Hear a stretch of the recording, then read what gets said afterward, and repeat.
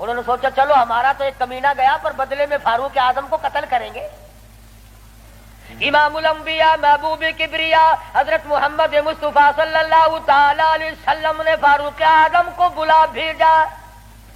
بلا کے فرمایا اے فاروق یہ کیا بات کہہ رہے ہیں؟ کہتے ہیں ایک مسلمان کو آپ نے قتل کر دیا بغیر کسی وجہ کے.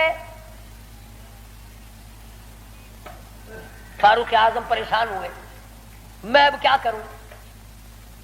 ادھر سے جبریل امین قرآن لے کر آ گیا. فلا وربک. لوگوں وہ کتنی بڑی شان کے مالک ہوں گے جن کی ضرورتوں کے مطابق قرآن اترا.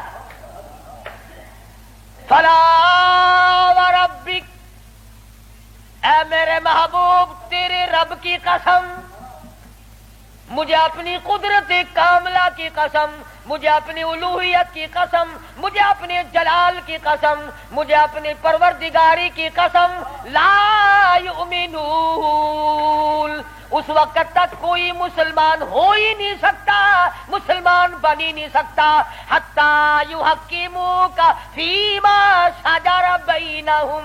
اور میرے محبوب جو تیرے فیصلے کو پلٹ دے، جو تیرا فیصلہ نہ مانے وہ مسلمان کائے کا. میں خدا قسم کھاتا ہوں فاروق نے مسلمان نہیں مارا بلکہ یہودی منافق مارا ہے.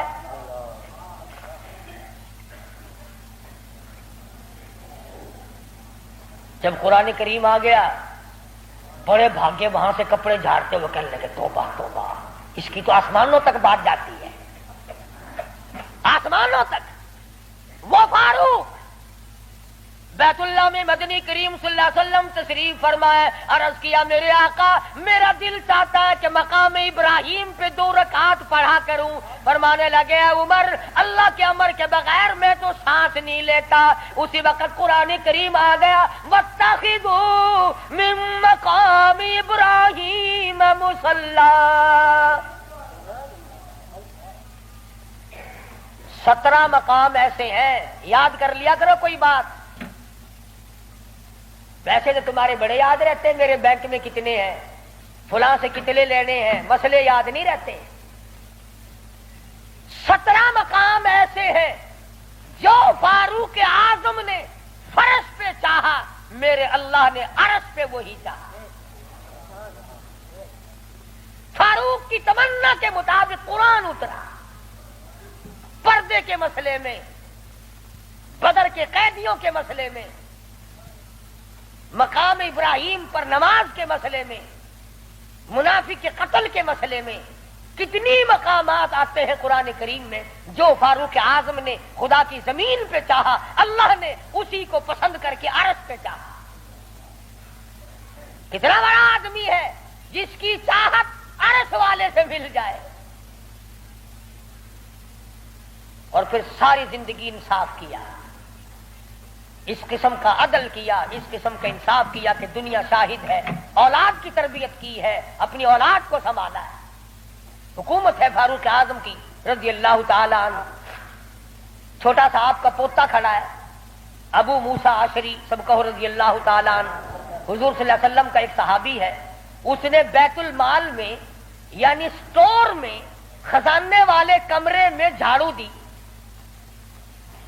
وہاں سے ایک درہم ملا مٹی میں سے، کوڑے کباڑ میں سے چونی مل گئی. ابو موسیٰ عشری نے فاروق اعظم کا ننھا سا چھوٹا سا پوتا کھڑا ہوا تھا اس کے ہاتھ پہ رکھ دیا. بچہ ہے کوئی شے لے لے گا، کوئی مالک تو نہیں اس کا، یہ تو گرا پڑا ملا ہے، کوڑے کرکٹ میں سے ملا ہے، اس کمرے میں سے ملا جہاں مسلمانوں کا خزانہ ہوتا تھا. پوتا دادا کے پاس چلا گیا. فاروق اعظم نے جب بات کی تو پتا چلا بچے کے کچھ منہ میں ہے. فرمایا بیٹا منہ میں کیا ہے؟ عرض کیا دادا جان پیسہ ہے. کہاں سے آ گیا؟ ابو موسیٰ عشری نے دیا. نکال کے دیکھا تو 1 درہم. خوش نہیں ہوئے، میرے پوتے کے ساتھ محبت کی ہے، خوش نہیں ہوئے. بلایا ابو موسیٰ عشری کو اور فرمایا ابو موسیٰ اس اللہ کی دھرتی پہ آسمان کے نیچے تجھے میری اولاد سے زیادہ کوئی ذلیل نظر نہیں آیا؟ قوم کا پیسہ بغیر تقسیم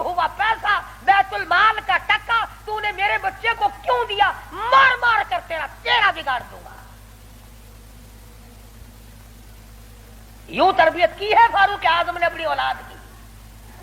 آج ہم گڑپ سڑپ مل جائے صحیح اولاد کا کھاتا پورا ہی پورا کرنا. پھر وہ فاروق جس کا آخری وقت آیا تو نماز میں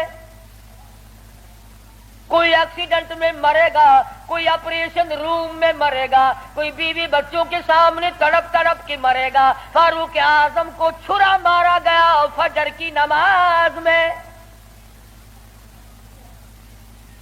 بے ہوش ہو کر گر پڑے. اس کے بعد اپنے لخت جگر حضرت عبداللہ کو بلوایا رضی اللہ تعالی اور فرمایا بیٹا جا سیدہ عائشہ صدیقہ کے پاس چلا جا اور جا کر میرے لیے ایک بھیک مانگ لا,